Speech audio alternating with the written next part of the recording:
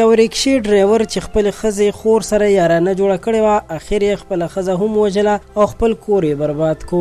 څو ورځې وړاندې داسې یو دردونکې واقعه مخې ته راغلې چې یو ظالم را پاڅېدلی خپل وراره سره خبره کړې ده چې ته به زما ښځه ووژنې، زه به تاله پیسې درکم. د ښځې د سر دغه قیمت 50,000 روپۍ ایښودل شوی و چې وراره یې ورسره خبره منلې او د هغې نه پس یې په لاره کې د ده په ښځه باندې ډزې کړي دي چې ورسره یوه لور هم قتل کړې ده. 3 بچي ترې پاتې شول، خو خاوند یې ژړاګانې هم کولې. په پولیسو باندې الزامونه هم لګول چې زما د ښځې قاتلان یې تر اوسه ولې ونه نیول. خو پولیسو چې کله بنیادي تفتیش او معلومات وکړل نو دا خبره مخې ته راغله چې همدې هلک خپله ښځه په خپله وژلې ده، ځکه چې خپلې خینې یا د ښځې کشرې خور سره یارانه وه او دوی دواړو دا فیصله کړې وه چې د خپلې ښځې د وژلو نه پس به دوی دواړه په خپل منځ کې واده کوي. ښځه یې ووژل شوه او ورسره یوه وړه لور هم وژل شوه او 3 بچي ترې پاتې شول. قاتل هم گرفتار شو، خو که عدالت د مرګ سزا ورنکړه نو څه موده پس به بیرته دا سړی چې دلاور نومېده را بهر شي.